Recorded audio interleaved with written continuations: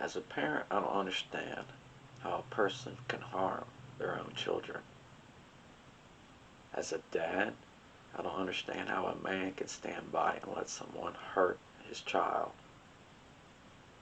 This case that I'm going to talk about is very disturbing. This is the case of the death of baby Dylan Groves. I am Bill Swafford, and this is Murderers in Ohio.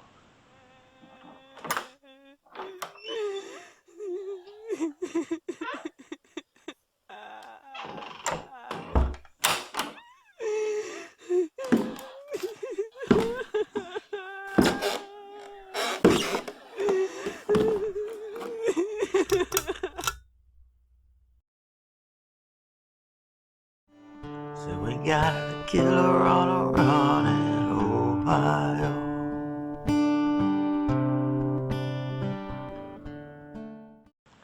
During the morning hours of January 10th of 2019, Jessica and Daniel Groves show up at the Southern Ohio Medical Center in Scioto County, Ohio. There, Jessica would give birth to a newborn baby boy they named Dylan Groves. However, things didn't go as planned for Jessica and Daniel. Baby Dylan would not go home with his parents. He would be put in foster care. But eventually he would go home. However, no one knew that in June of that same year, law enforcement would be searching a 30-foot well in a field for the body of baby Dylan.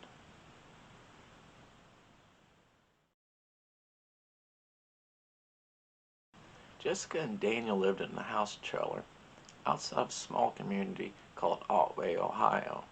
Otway is in Scioto County, which sits on the Ohio River just east of Cincinnati. The Groves house trailer was on Mount Hope Road. Jessica and Daniel had been together for 24 years, but had only been married for 20. They had a 14-year-old son, whose name was Daniel Jr. At one time, Jessica was a registered nurse, and Daniel claimed to be working at Rural King at the time that Dylan was born. So like I said, Dylan Groves was born on January 10th of 2019 at Southern Ohio Medical Center. The nursing staff at the hospital would claim that things did not seem right with Jessica and Daniel. The nurses would claim that Jessica would refuse to give them basic information about herself. Jessica would say that she had just recently found out that she was pregnant. That is what Jessica told the nurses at the hospital to cover up the fact that she had no prenatal care the whole time of her pregnancy. Later, Daniel would be stated as saying that Jessica was usually too high to go to her prenatal care appointments, and that he thought that she was going, but apparently she wasn't. Jessica would refuse to give a urine sample at the hospital. Her urine sample was taken by catheter. Jessica would receive no pain medication while giving birth. Doctors and nurses would say that Jessica seemed like she was in no physical pain while she was giving birth to baby Dylan. The nurses at the hospital had been thinking that Jessica was under the influence of some kind of drug. Like I said, they took a urine sample from a catheter for Jessica, and they also tried a drug screen on the baby. And a quick result came back as an unconfirmed positive, which means that the hospital had to send it to another place. That way that other place can find out what was actually inside the drug screen, so they want to find out what drugs they were on. Baby Dylan was born early, so he had to be put on oxygen there at first. The nurses said that Jessica and Daniel made little to no attempts to go see the baby at first. Social workers there at the hospital would get involved, and they did not want baby Dylan to go home with his parents. They would contact Children Protective Services, otherwise CPS. CPS would be in contact with Daniel Groves. They even did a drug test on him, which apparently he passed. So CPS wanted to make an arrangement with Daniel. They wanted baby Dylan to go home with Daniel, but Jessica was not allowed in the home. The social workers at the hospital did not agree with this, and they refused to let the baby go. The social workers testified that if CPS did not take baby Dylan out of the home, then they would go and contact a juvenile judge and have the juvenile judge do it. However, the social workers did not need to go to a juvenile judge. CPS would put baby Dylan into foster care. At first, CPS was saying that they could not get involved because the drug test results come back as an unconfirmed positive. That changed when the results of baby Dylan's umbilical cord come back. And this is something that I did not know. A hospital can find out if a mother has been using drugs during her pregnancy through the umbilical cord, because apparently the umbilical cord is like a timeline of the things that the mother put through her body. So it was confirmed that baby Dylan did have meth and some other drugs in his system. It also showed that Jessica had been using drugs throughout her entire pregnancy. So CPS did put baby Dylan into foster care. However, they did keep on working with Daniel Groves. They did another drug test on him. He passed. So they went back to their original arrangement to where baby Dylan would go home with his father, Daniel. However, Jessica was not to live in the home. She could do visits, but it had to be supervised. And a caseworker would be assigned to the case, and the caseworker would be making home visits at least once a month to Jessica and Daniel's home. Or I should say Daniel's home now, because Jessica was supposed to be out of the house. I would like to mention here that while baby Dylan was in the hospital and at foster care, the baby had no physical injuries. The assigned caseworker did stop out at the Groves home once in February and once in March. The caseworker would testify that during the February visit that Jessica was there, baby Dylan was there, and Daniel was there. Jessica was holding Dylan. They were sitting on a couch, and the social worker was sitting on another couch. The caseworker testified in court that the baby appeared fine on that visit. Then the caseworker testified that she paid a visit to the Groves home on March 28th at 8 a.m. in the morning. The caseworker basically gave the same report for the March visit as he did for the February visit. She looked at the child appeared to be fine. I watched this whole trial on court TV, and at first I was on this caseworker's side, up to the point the defense lawyer started asking his questions. The caseworker testified that she had looked at baby Dylan while sitting on the couch, while Jessica was holding the baby. However, the caseworker never held the baby. The caseworker had no real interaction with the baby. Didn't get that real close-up look.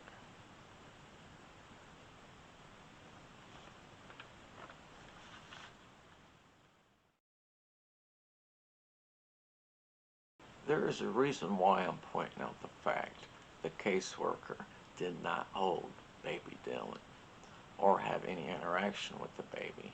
I'll tell you why, but not right now.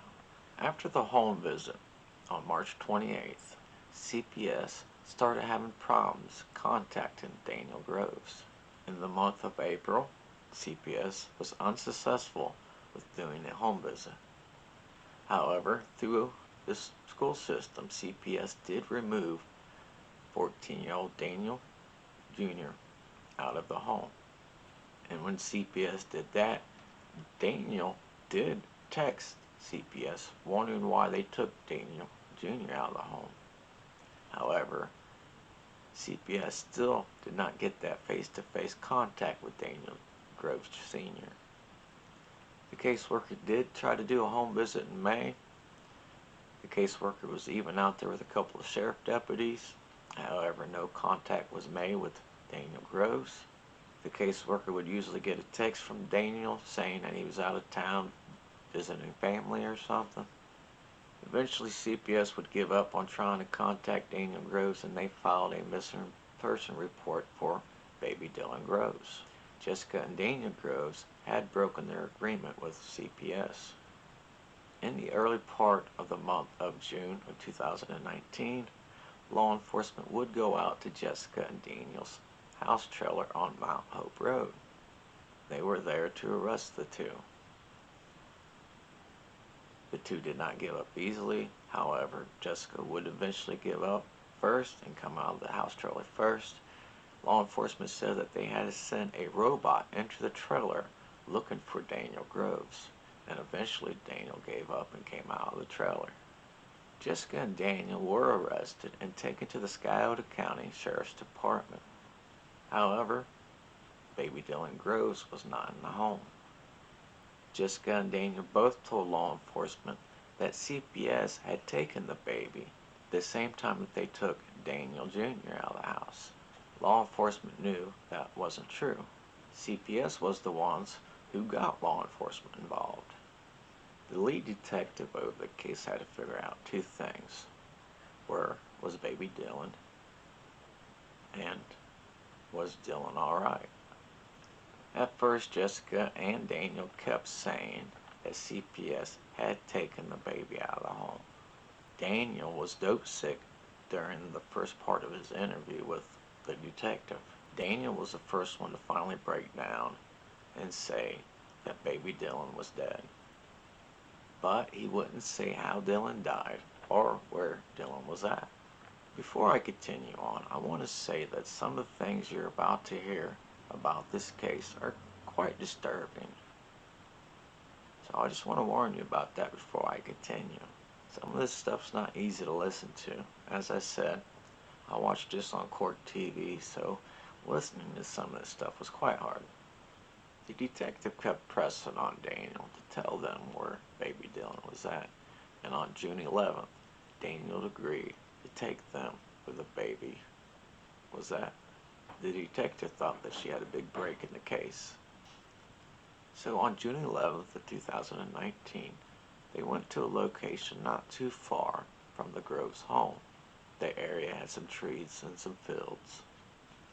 Law enforcement looked over the area. They even had dogs out there, and they found nothing. The dogs did not find one scent of baby Dylan. Daniel had lied.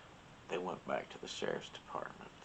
Jessica and Daniel had not seen each other since they had been arrested at this point. Daniel kept asking to see Jessica. The detective decided to let that happen while she watched from another room. This is how she did in fact find out that Daniel lied about where baby Dylan was at. Jessica and Daniel were trying to get their story straight with each other. After separating the two, the detective would focus back on Daniel. Daniel once again agreed to show the detective where baby Dylan was at. The second location was not too far from the first location that Daniel took law enforcement.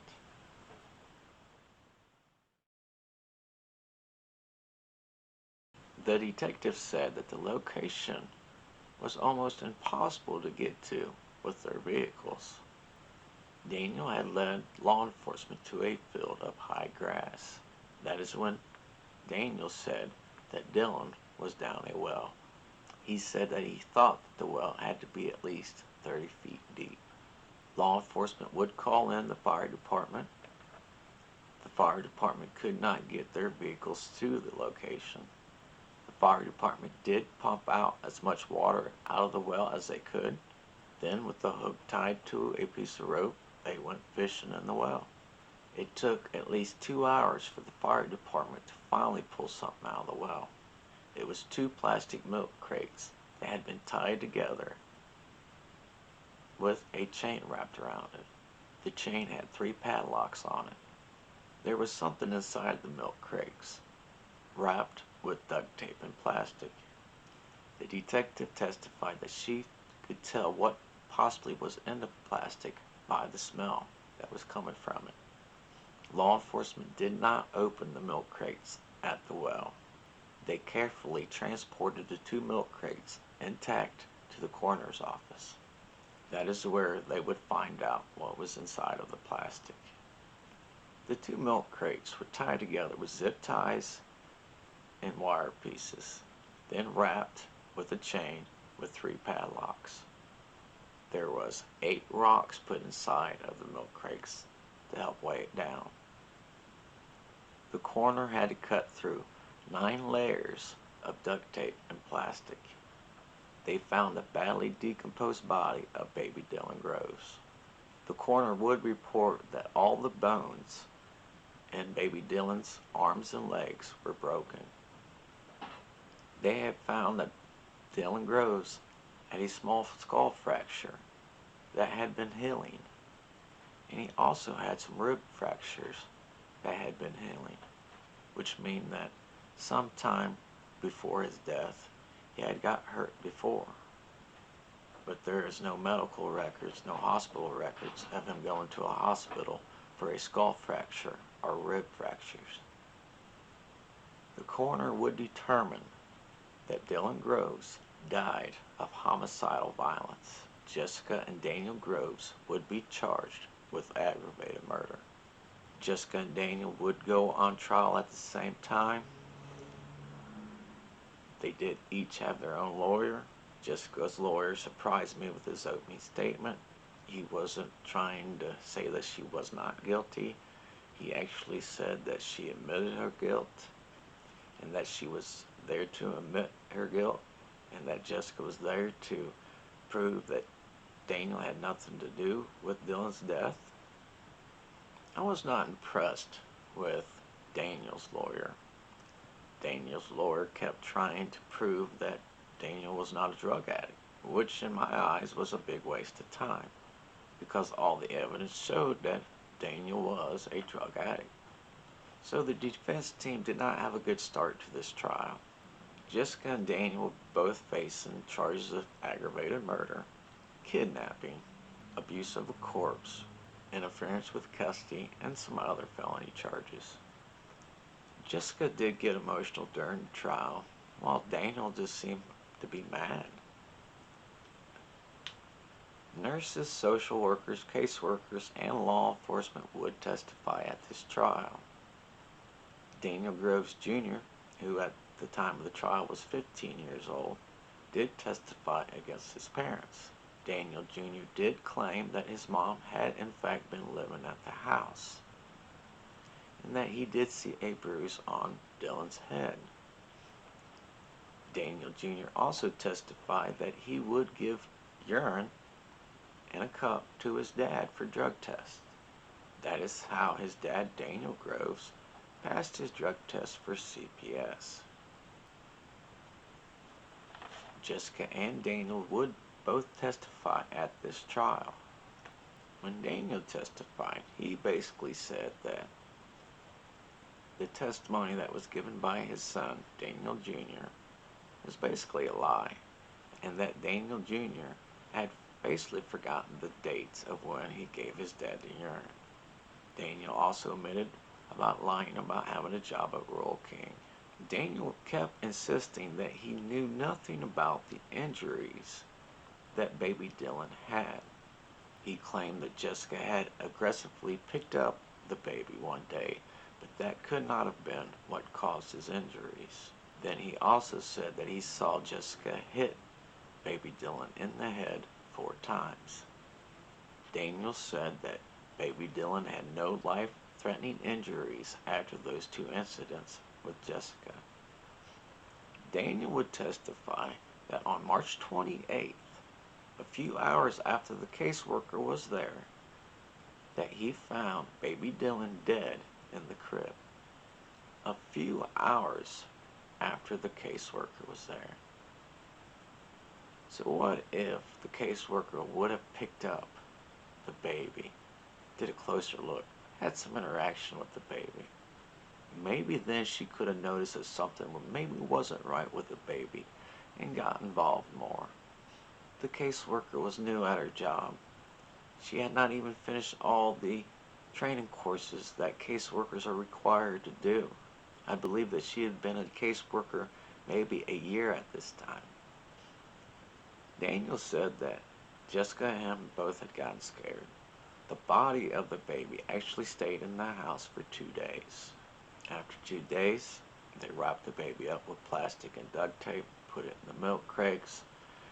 They jumped onto the four-wheeler and drove out to this well, to when him and Jessica both dropped the baby down the 30-foot well. And apparently, they sat in the field and they cried. Daniel said that he knew nothing about the abuse to the child that Jessica was causing. However, he never left the house. So how do you not know this? How do you not hear this? How do you not see it in your child? I believe that he knew. I believe that he is pathetic and should have never had Dylan in his custody. When Jessica took the stand, Jessica was pretty confrontational with the prosecutor. Jessica kept saying that Dylan's death was an accident. However, when the prosecutor kept asking, tell us about the accident, what happened, Jessica refused to say something and she always kept going back to, I don't remember. Jessica only wanted people to know that it wasn't Daniel's fault. Jessica wanted that jury to believe that all of Dylan's injuries were accidents. However, she did not remember how any of the accidents happened. Jessica and Daniel are the only two that will ever know what truly happened to baby Dylan Groves.